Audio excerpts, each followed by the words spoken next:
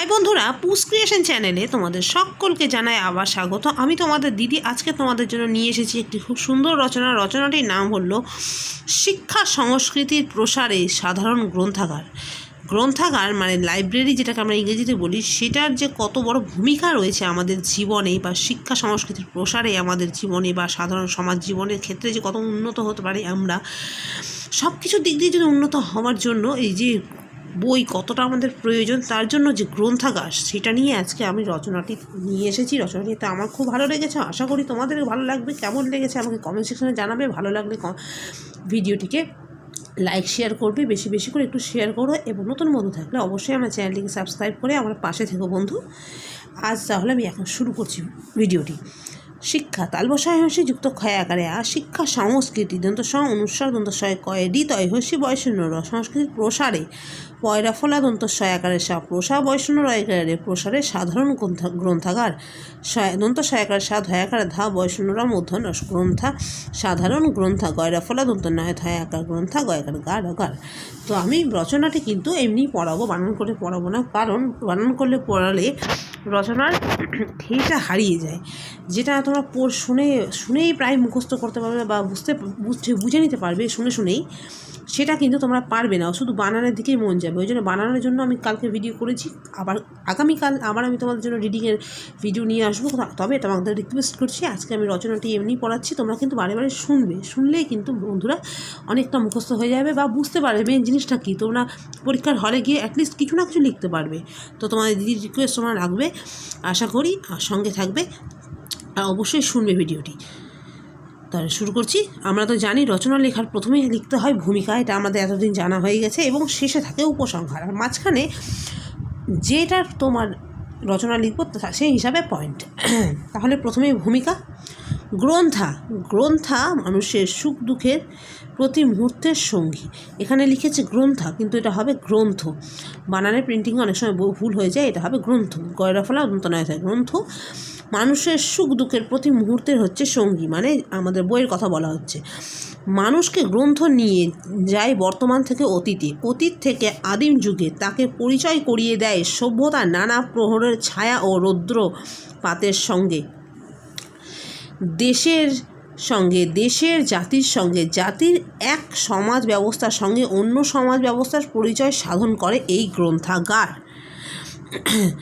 মানে গ্রন্থাগারে যেসব গ্রন্থ থাকে সেই গ্রন্থই কিন্তু আমাদের জীবনে এসব কিছু ঘটাতে পারে, মানে আমাদের অতীতও জানাতে পারে, আদিম যুগের কথাও আমরা জানতে পারি এই গ্রন্থের দ্বারা, এবং এক জাতি থেকে অন্য জাতির সমাজ ব্যবস্থা, তাদের কেমন চালচলন, সব কিছুই আমরা জানতে পারি এই গ্রন্থের দ্বারাই।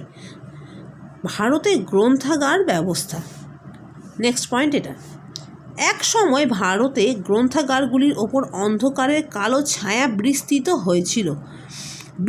হয়েছিল। জাতীয় গ্রন্থাগার, রাজ্য কেন্দ্রীয় গ্রন্থাগার, জেলা গ্রন্থাগার, মহকুমা গ্রন্থাগার, গ্রামীণ গ্রন্থাগার, টাউন লাইব্রেরি প্রভৃতি শ্রেণীতে বর্তমানে গ্রন্থাগারকে বিন্যস্ত করা হয়েছে। তাছাড়া বিভিন্ন সূচনা, কলেজ ও বিশ্ববিদ্যালয়ের সঙ্গে সংযুক্ত গ্রন্থাগার ও শিক্ষা বিস্তারে উজ্জ্বল ভূমিকা গ্রহণ করেছে। ভারতে জাতীয় গ্রন্থাগার ইংল্যান্ডের সেন্ট্রাল লাইব্রেরির অনুরূপ। ওয়ারেন হেস্টিংস এর বাসভবন ইম্পিরিয়াল লাইব্রেরি নামে এটি প্রথম স্থাপিত হয়। স্বাধীনতার পর এর নাম হয় জাতীয় গ্রন্থাগার।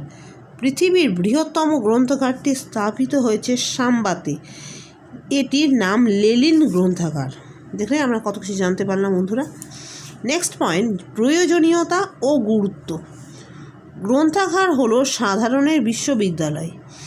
যেসব মানুষ কখনো চিরাচরিত প্রথায় স্কুল কলেজের শিক্ষালাভ করতে পারেনি, অথবা স্কুল কলেজের শিক্ষা গ্রহণ পদের কাছে জ্ঞান লাভের আকাঙ্ক্ষাকে বাড়িয়ে দিয়েছে, এই সমস্ত শ্রেণীর মানুষই গ্রন্থাগারের মাধ্যমে উপকৃত হন। শিক্ষা বিস্তারে গ্রন্থাগার সর্ববিষয়ে শিক্ষাদান